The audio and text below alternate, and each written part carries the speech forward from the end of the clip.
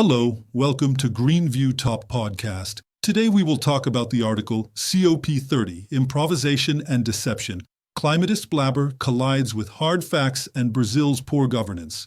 Written by me, Antonio Fernando Pinheiro Pedro, and my great friend, Rafael Posic. According to Fiquem Sabendo, of the 643 government meetings related to COP30, 344 involved the Civil House, 112 included Environment Ministry officials, and Marina Silva attended just 10. Lula himself showed up at only 2 ceremonial signings.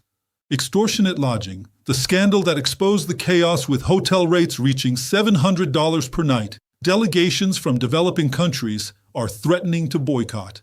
Simple homes in Belém's outskirts are being listed for up to 1 million reals for the 11-day event. The UN called an emergency meeting, and Brazil responded with improvisation, floating hotels, retrofitted motels, subsidized Airbnb beds. The lack of planning reveals the chasm between lofty speeches and grim reality. Belém, symbolic stage or broken showcase. Choosing Belém was symbolic and a trap for our sovereignty. The city suffers from poor infrastructure, delayed construction, laughable sanitation, and urban poverty. Instead of celebrating the Amazon, COP30 risks reinforcing stigmas and marginalization. A more effective approach would be to limit access to the event, as Egypt did, focusing on the diplomatic sphere, operational delegations, and heads of state. To make COP30 a true strategic repositioning for Brazil, we must adopt a pragmatic, sovereign, development-oriented stance, free from dogmatic bans on human activity in the Amazon biome or mineral and fossil fuel extraction, which neighboring countries like French Guiana already pursue. Brazil won't carry the burden of ecological purity alone, surrounded by faithfuls, bankrolled by hidden interests. 5 pillars for a nationally purposeful COP. To ensure COP30 serves Brazil's strategic interests, we propose 5 pragmatic pillars. Economic development first.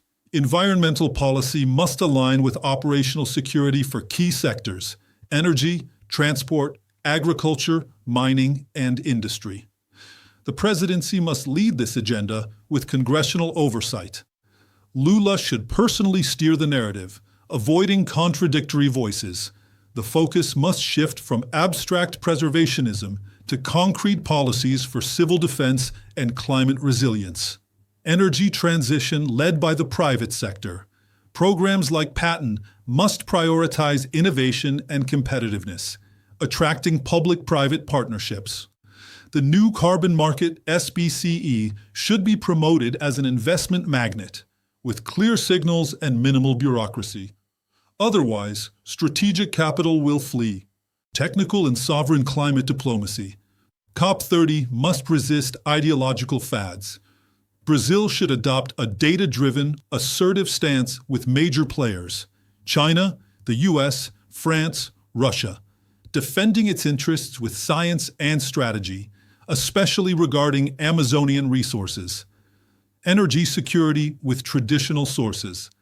Sustainable alternatives must be phased in gradually. Traditional sources, oil, coal, natural gas, remain vital for economic stability. Premature exclusion undermines energy sovereignty and increases dependence on foreign technologies. Efficient public management and tangible results. Revive tools like ecological economic zoning. Invest in water infrastructure and logistics. Environmental legitimacy depends on improving quality of life and strengthening the national economy. Conclusion: COP30 must not become a ritual of environmental self-flagellation. Brazil must embrace its role as an energy and environmental powerhouse with pragmatism, institutional intelligence, and a focus on responsible development.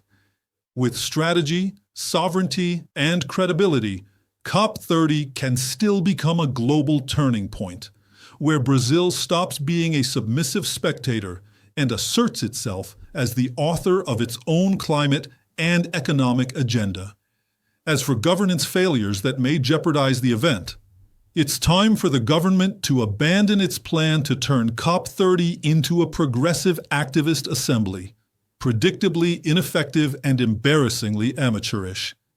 Instead, the conference should adopt a more reserved, technical, and effective format, compatible with Belém's logistical realities and focused on each country's diplomatic and technical core. Either we do this now, or brace for another international embarrassment. Thank you very much for watching. Be sure to share your opinion in the comments. Leave a like and subscribe to the channel. It helps us transmit information and share knowledge with everyone who is willing to listen. See you in the next video.